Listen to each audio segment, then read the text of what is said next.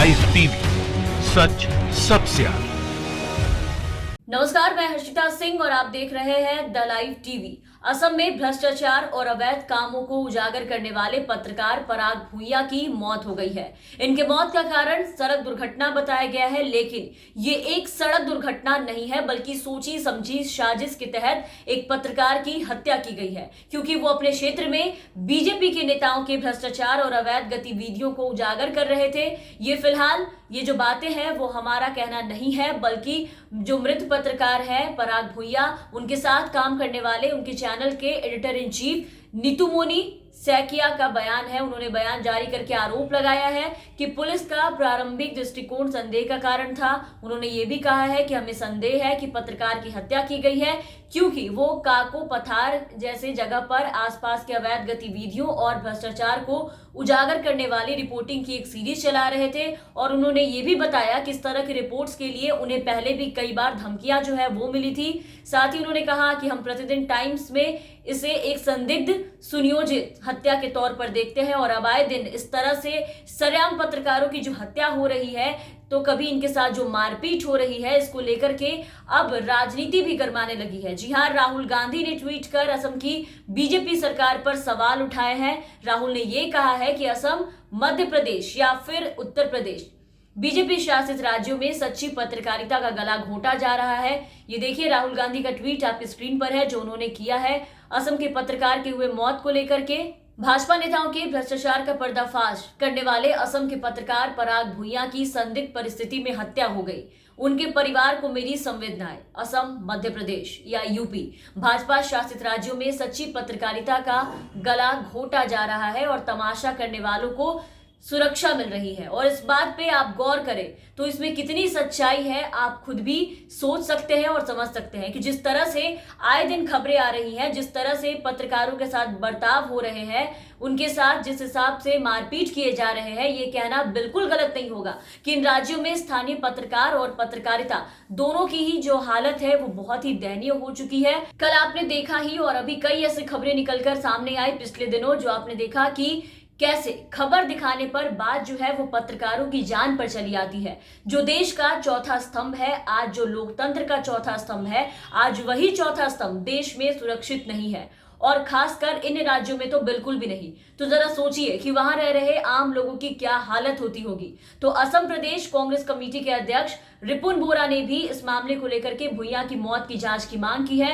उन्होंने कहा है कि हमें इस मामले में षड्यंत्र का संदेह है, क्योंकि पत्रकार को उनके घर के पास टक्कर मारी गई और वाहन चालक वहां जो जिसने टक्कर मारी वो मौके से फरार हो गया।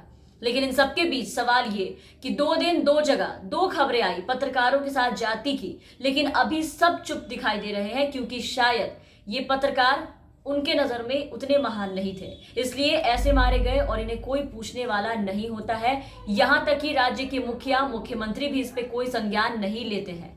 प्रदेश संभल नहीं रहा, लेकिन फिर भी सबसे ज्यादा सुशासन का ढोल यहां पीटा जाता है। पहले भी कल जो खबरें हमने आपको दिखाई यूपी की, जो पत्रकार विनय तिवारी के साथ हुआ, उसको लेकर के भी राहुल गांधी ने ट्वीट किया था। उन्होंने कहा था, आप देखिए, कि उत्तर प्रदेश के पत्रकार विनय तिवारी को भाजपा के गुंडों ने बेरहमी से पीटा है। अधिकारियों की बात चली तो सोचा कि पूछ ले कि कुछ चुनिंदा पत्रकारों के लिए ही अधिकार याद आएंगे या विनय तिवारी जैसे पीड़ितों के लिए भी, क्योंकि जिस तरीके से पत्रकार अर्नब गोस्वामी की गिरफ्तारी के बाद केंद्र के तमाम मंत्रियों के ट्वीट आए थे, जिस तरीके से उनकी गिरफ्तारी के बाद उनकी रिहाई के लिए लोगों ने हाय तौबा मचा दिया था, वैसे ही जब कल विनय तिवारी के साथ मारपीट की गई सिर्फ इसलिए क्योंकि उन्होंने बीजेपी नेता के खिलाफ खबरें चलाई थी, तो उनके बेटों ने गुंडों के साथ जिस तरीके से उनके साथ मारपीट की गई, उस पर प्रदेश के सभी लोग चुप्पी साधे थे। ना ही उस पर किसी भी केंद्र में बैठे मंत्रियों के कोई ट्वीट दिखाई दिए। इसलिए नहीं थे क्योंकि शायद उस पत्रकार ने सरकार का समर्थन नहीं किया, इसी वजह से सरकार ने भी उस पत्रकार का समर्थन बिल्कुल भी नहीं किया।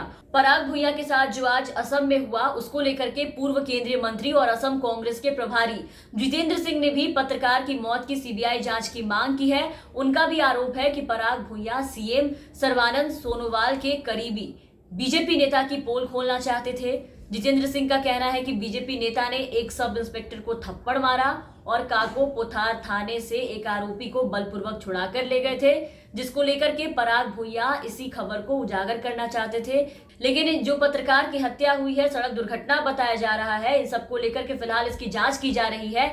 लेकिन इस बात से कतई इनकार नहीं किया जा सकता है कि इन राज्यों में पत्रकार बिल्कुल भी सुरक्षित नहीं है। अगर कोई सबसे ज्यादा यहाँ सुरक्षित है तो वो है जुर्म करने वाला, जिन्हें खुद पुलिस संरक्षण देती है। जो इनके खिलाफ खबर दिखाए, जो राज्य में हो रहे भ्रष्टाचार के खिलाफ खबर चलाए, उनकी मौत हो जाती है, या तो उन्हें मारपीट कर घायल कर दिया जाता है, उनके हाथ पैर तोड़ दिए जाते हैं, या फिर उन्हें गिरफ्तार कर लिया जाता है। लेकिन जो असम से अभी फिलहाल खबरें आई, इसकी जांच हो रही है और इन सबके साथ आप बने रहे हमारे साथ। फिलहाल के इस वीडियो में बस इतना ही, और अगर आपने हमारे चैनल को अब तक सब्सक्राइब नहीं किया है तो जरूर सब्सक्राइब कर दे, साथ ही बेल आइकन जरूर दबाएं ताकि हमारी हर अपडेट्स आप तक पहुंचती रहे। धन्यवाद। लाइव टीवी, सच सबसे आगे।